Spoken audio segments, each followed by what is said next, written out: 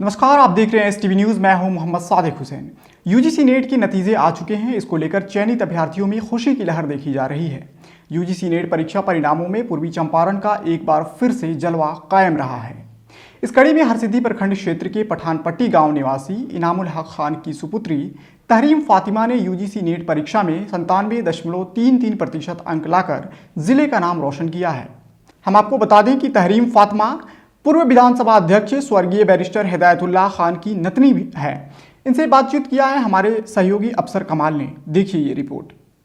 कौन कहता है कि कोशिश करने वाले की हार होती है? जी, इस कहावत को अक्सर गांव में लोग बोलते हैं कि कोशिश करने वाले की कभी हार नहीं होती है। अगर इस कहावत को किसी ने सत्य करके दिखाया है, उसको हकीकत में बदल के दिखाया है, तो पूर्वी चंपारण ज़िले की हरसिद्धि के पठानपट्टी गांव की रहने वाली तहरीम फातिमा है। जी, मैं बता दूं 2020 यूजीसी की नेट परीक्षा में 97.33 मार्क्स यानी 97.33 मार्क्स लाकर पूरे चंपारण का परचम लहराने का काम किया है और बहुत ही स्ट्रगल करके और फर्स्ट अटेम्प्ट में इतना बड़ा अचीवमेंट अपने नाम करना ये एक बहुत बड़ी बात है। तो इस वक्त इन सारी मुद्दों पर बात करने के लिए आखिर इनका ये सफ़र यहाँ तक कैसे रहा और किन किन परिस्थितियों का सामना करना पड़ा नेट क्वालिफाई करने के लिए, हम इनसे बात करने के लिए मौजूद हैं तहरीम फातिमा। सबसे पहले आपको बहुत बहुत बधाई हो कि थैंक यू सो मच। आप नेट का एग्ज़ाम क्वालिफाई किया और 97.33 मार्क्स आया, जो एक मायने रखता है। आप ऑलरेडी गवर्नमेंट टीचर हैं, जैसा कि आपके बारे में मुझे पता चला। फिर क्या ज़रूरत थी आपको नेट की तैयारी करने की? शुरू से मुझे कामयाबी हासिल करने का ललक रहा है और कुछ ऐसा कर दिखाऊं जो लोगों के लिए इंस्पिरेशन बन जाए या मैं अपने ख़ानदान का नाम रोशन करूं, ये मेरे दिमाग में रहा। और ये भी दिखाना चाहती हूँ कि कम रिसोर्स में भी बड़ी चीज़ें अचीव की जा सकती हैं और गांव वाले भी बच्चे जो हैं जिनको ये स्टीरियोटाइप वाक्य दिमाग में रहता है कि ये हमारे सुविधा नहीं है, ये नहीं है, वो नहीं है, और वो क्या हो जाता है बैक चले जाते हैं।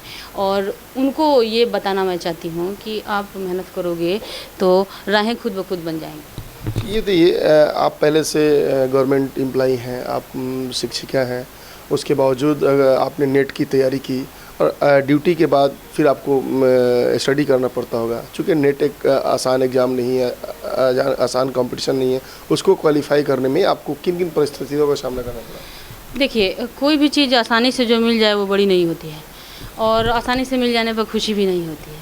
तो मैंने पहले टेट पास किया था 2013 में। मेरा जॉब हो गया मिडिल स्कूल में और नेट का परीक्षा हुआ था वो दिसंबर में ही 2011 में। तो मैंने उसमें भी कामयाबी हासिल की थी और अभी मेरा ISC ही हुआ था अभी जस्ट। उसके बाद मेरा जॉब हो गया टीचर में। तो फिर क्या हुआ कि मैंने फिर BCA किया LND कॉलेज से। उसके बाद मैंने क्या किया कि फिर जॉब में जब आ गए तो फिर 1.5 साल मेरा क्या हो गया कि उसी में रह गया कि नहीं हो पाया कुछ। तो फिर मैंने DLED में जब एडमिशन लिया तो बेहतरीन नंबर आए, तो फिर एक तरह से कॉन्फिडेंस बूस्ट हुआ। तो मैंने सोचा कि अब DLED करने के बाद मुझे MA कर लेना है और MA इन द सेंस कि मुझे MCA करने के लिए तो बाहर जाना होगा। तो मैंने सोचा कि ऐसा सब्जेक्ट जो लें जो मैं खुद कर सकूं और हमारे जो गुरुजी हैं उन्होंने बहुत मदद की है। उन्होंने बताया कि आप में एबिलिटी है, आप कर सकते हो, हिम्मत दिया, मेरे दोस्तों ने हिम्मत दिया। तो मैंने फिर MA में एडमिशन लिया IGNOU से, हिंदी से। मेरा बैकग्राउंड हिंदी का नहीं रहा है, मैं उर्दू टीचर हूँ, उर्दू पद पे बहाल हूँ। हालांकि मैं उर्दू के लिए उर्दू टीचर बनने के लिए मैंने ये नहीं किया था, मैंने जनरल पेपर दिया था टेट में। फिर भी मेरा इंटर में उर्दू था, उन्होंने उर्दू में मेरा जॉब कर दिया। नज़दीक होने के कारण मैंने उर्दू में ही मतलब ज्वाइन कर लिया। उसके बाद BCA ISC करना पहले मैथमेटिक्स से, फिर मैंने BCA किया LND कॉलेज से। वहाँ मैंने टॉपर रैंक प्राप्त की है 10-13 बैच। यानी शुरू से ही आपका लक फेवर का है या फिर आपके मेहनत का फल मिलता रहा? जी, अल्लाह ने भी साथ दिया, मेरे घर वालों ने, मेरी बहन, आप ही के साथ मैंने। आप जिस समाज से आती हैं, जिस समुदाय से आती हैं, वहाँ पर अक्सर ये कहा जाता है कि मुस्लिम लड़कियों को पढ़ाई में बहुत सारी रुकावटें हैं, घर से निकलने नहीं दिया जाता है, फिर भी अगर आप इस तरह का अगर सोसाइटी में भी रहने के बावजूद भी आप इस मकाम तक पहुंची हैं तो एक बहुत बड़ी बात है। नहीं, मेरे घर में मेरे माँ बाप, मेरे अब्बू खूब अलीगढ़ यूनिवर्सिटी से पढ़े हुए हैं और मेरे कम से कम ये मुझे नहीं झेलना पड़ा कि लड़कियों को बाहर नहीं निकलना है या पढ़ना नहीं है। या हमारे घर वाले काफ़ी ब्रॉड माइंडेड हैं, सब पढ़े लिखे हैं, सब ग्रेजुएट हैं, तो उन्होंने मेरा बहुत साथ दिया और अब्बू ने खासकर बहुत साथ दिया। माँ तो खैर दिन रात हमारे लिए ही लगी रहती हैं, तो उन्होंने। जिसे अभी तो आप जूनियर रिसर्चर फेलोशिप के लिए अप्लाई कर सकती हैं, आप किसी यूनिवर्सिटी कॉलेज में लेक्चरर के लिए अप्लाई कर सकती हैं। कैसा महसूस कर रहा है एक आम टीचर के बाद एक लेक्चरर और एक रिसर्चर के पद पर जाने के, अगर जा सकती हैं? देखिए, जैसे टेट पास करने के बाद भी नीतीश कुमार ने हमारा नियोजन कर दिया और वहीं पे मैंने इसलिए ज्वाइन किया था कि मैंने नियमावली उतना पढ़ी नहीं थी अभी। अब मान लीजिए कि 18-19 वर्ष लड़का लड़की का उम्र क्या होता है कि वो सारी प्रक्रियाएं हों। मैंने देखा कि यूपी में लड़के इंजीनियर डॉक्टर क्या कर रहे हैं कि टीचरी ज्वाइन कर रहे हैं, बिकॉज सैलरी अच्छी है, हैंडसम। जब पहली बार 6,000 की सैलरी मिली तो लगा कि ये क्या हो गया, मैंने क्यों ज्वाइन कर लिया यहाँ। फिर वो क्या नाम था कि उसी में, लेकिन मैंने सोचा कि मुझे इस जॉब में बहुत दिन तक कैरी नहीं करना है, मुझे कुछ ऐसा कर दिखाना है, मुझे कुछ अच्छा करना है, इससे भी बेहतर करना है। हालांकि इस जॉब ने बहुत मदद की है, खासतौर फिनंशियली मुझे किसी का प्रॉब्लम नहीं था, मैं खुद एबल थी, मैं कर सकती थी कुछ अपने लिए भी। जैसे आपने बताया शुरू से आप जिस तरह का आपका एक विज़न रहा कि मुझे ये करना है, उस हिसाब से आपको ट्रैक बाय ट्रैक कामयाबी मिलती जा रही है। तो फिर मैं जानना चाहूँगा कि नेट के बाद अगला क्या है मतलब आपके दिमाग में? नेट के बाद मैंने सोचा है कि मैं इधर पीएचडी के लिए भी कोशिश करूं और असिस्टेंट प्रोफेसर के लिए जहां बहाली का आएगा वहां मैं भरूंगी और इंशाल्लाह अगली बार आप प्रोफेसर से बात करते रहेंगे इंशाल्लाह, अल्लाह चाहेंगे तो। इस इतनी बड़ी कामयाबी के पीछे आप किसको श्रेय देना चाहेंगे? जिसे अक्सर लोग किसी न किसी का हाथ होता है किसी कामयाबी के पीछे, तो मैं आपसे ये जानना चाह रहा हूँ कि आपकी इस कामयाबी के पीछे किसका हाथ है? मेरे इस कामयाबी के पीछे अगर एजुकेशनली देखा जाए या मोरल सपोर्ट के लिए देखा जाए तो माँ बाप, भाई बहन, अपना पराया है, सब विश्वास करता है। मैं जब कई बार डगमगाई, जब मैं टेस्ट देती थी तो लगता था कि 50-60% आ रहा है, तो मैं लगता था किताबों को आग लगा देना ही होता है। कई बार टेस्ट देने के बाद जब कम नंबर आएगा तो आपका हौसला टूटता था, लेकिन मेरे दोस्त कहते थे तुम्हारा तो हो रहा है, जेआरएफ हो रहा है तुम्हारा, तुम प्रोफेसर बन रही हो। और ये हौसला मेरे दोस्तों का दिया हुआ है और मेरे जो टीचर हैं ग्रुप अनअकैडमी पर मैंने पढ़ाई की। ये बताइए, जिसे पिछले साल अभी 2019 का जो रिज़ल्ट है यूपीएससी का, केसरिया की रोहिना खान, उससे एक साल पहले मोतिहारी की शफकत आमना यूपीएससी क्वालिफाई की थी। क्या आप चाहेंगे कि एक दिन आए कि यूपीएससी के लिए भी आप क्वालिफाई करें? अभी तो एक्चुअली मुझे शुरू से पढ़ाने का बड़ा शौक़ रहा है, तो टीचिंग लाइन ही मुझे ज़्यादा अपील करती है। और जब मैं मैट्रिक पास करके यहाँ से गई थी तो बच्चों को आस पड़ोस के बुला के फ्री में ही पढ़ाया करती थी। तो क्या हुआ कि मुझे शुरू से पढ़ाने का शौक़ रहा है, तो मुझे इस फील्ड में ही ज़्यादा अच्छा लगता है। हालांकि मुझे टीचिंग में ही आगे बढ़ने का, मुझे लोगों को पढ़ाने का, चिराग से चिराग जलाने का शुरू से ये रहा कि मैं लोगों को पढ़ाऊँ, इतना पढ़ाऊँ लोग काबिल बने, देश से बुराई ख़त्म हो। जब तक पढ़ेंगे नहीं लोग तब तक अच्छाई जानेंगे नहीं, समझेंगे नहीं, सच्चाई कहाँ छुपी हुई है इसको पहचानेंगे जब पढ़ेंगे। नेट का एग्जामिनेशन जो है, कंपटीशन जो है, बहुत सारे लोग देखते हैं कि 2 बार तीसरी बार में निकालते हैं, लेकिन आप पहली बार में ही इसको आपने क्वालिफाई किया। क्या आपका कहीं ना कहीं आपकी मेहनत, आपका जो दिनों रात का स्ट्रगल ये काम किया? जी, वो तो बगैर मेहनत का तो दुनिया में कोई चीज़ हासिल करने के बारे में सोचना भी नहीं चाहिए आदमी को, क्योंकि बनी बनाई चीज़ें पायदार नहीं होती हैं। प्लेट में पेश करके आपको इज्जत, शोहरत, दौलत मिल जाए तो उसका वैल्यू भी नहीं रहता है आपके पास, आप लुटा देते हो।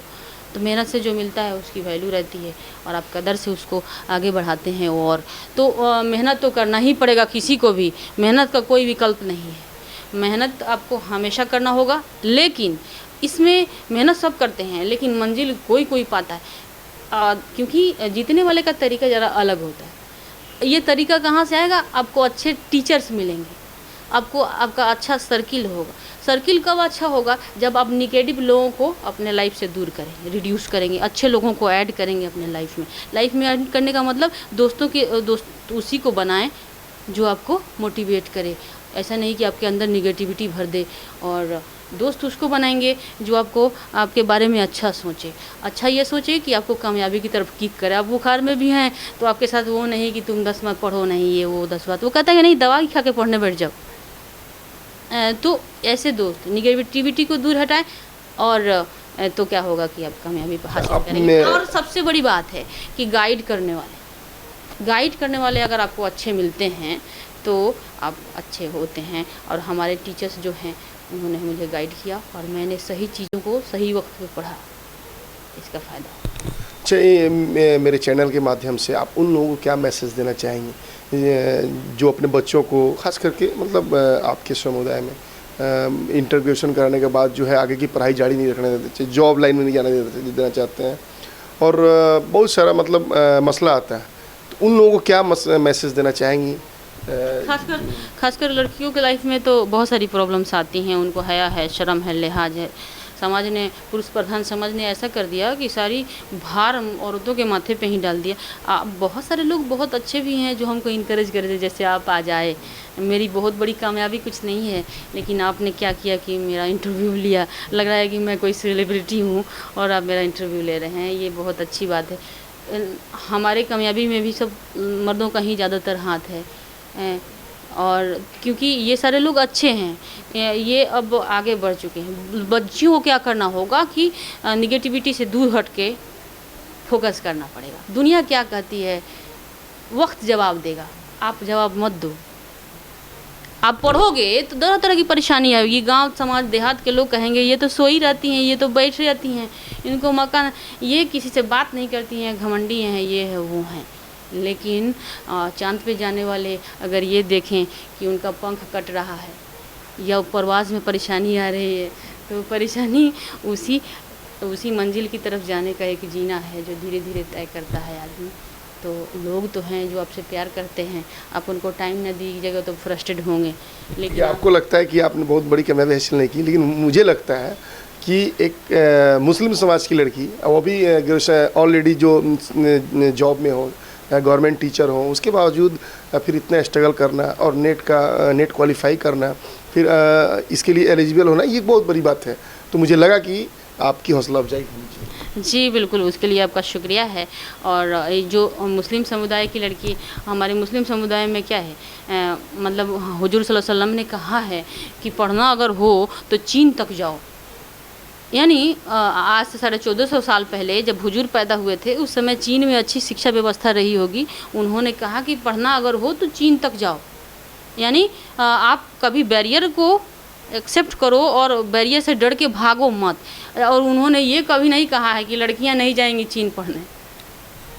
तो ये अब लोगों को ये सोचना पड़ेगा कि बच्चियां हैं, अगर टैलेंटेड हैं तो उनको चूल्हा में झोंक के, आधी आबादी को अब चूल्हा में झोंक दीजिएगा तो फिर आपके पास टैलेंट तो चूल्हा में झोंका गया। तो ये भी मालूम चला है कि पूर्व विधानसभा अध्यक्ष हरसिद्धि से विधायक रहे, भूतपूर्व के विधायक हैदतुल्ला खान की आप नतनी भी हैं। हाँ, मेरे वो दादा लगेंगे और मैं नतनी भी उनकी। मेरे मम्मी का, मेरे पापा का कजिन मैरिज हुआ था, तो वो उनकी मैं नतनी भी और पोती भी दोनों लगूंगी। और मेरे दादी के भाई थे वो खास अपने, तो बहुत अच्छे इंसान और इंस्पिरेशन उनसे मिलती थी। बहुत छोटे हम लोग थे तब उनका इंतकाल हो गया, लेकिन उनकी बांगे दरा और उनकी क्या नाम है, तो जो कि ये बाबरी, ये सारी किताबें मेरे पास हैं जो मैंने पढ़ी हैं। तो कहीं ना कहीं उनकी तरह बनने का या उनका नाम रोशन करने का लगता है कि करें, कभी उनकी तरह बने। उन्होंने उतने कम रिसोर्स में उस ज़माने में दुनिया में नाम रोशन किया था बैरिस्ट्री की, और हम लोग आज इतना रिसोर्स होने के बाद भी अगर कुछ न करें तो फिर क्या किया। चलिए, हमारी बहुत बहुत शुभकामनाएं आपके साथ कि आप आगे और अच्छा करें। तो इस वक्त हमारी बात हो रही थी तरीम फातिमा से जो नेट क्वालिफाई की हैं, बहुत अच्छे मार्क्स के साथ ये क्वालिफाई की हैं। और एक तरह से कहा जाए तो पूर्वी चंपारण ज़िला में एक बहुत बड़ा अचीवमेंट है किसी भी लोगों के लिए, और ये पूर्वी चंपारण का परचम लहराने का काम किए हैं पूरे देश भर में। कैमरा पर्सन नंदन के साथ मैं अफसर कमाल, STV न्यूज़ मोतिहारी।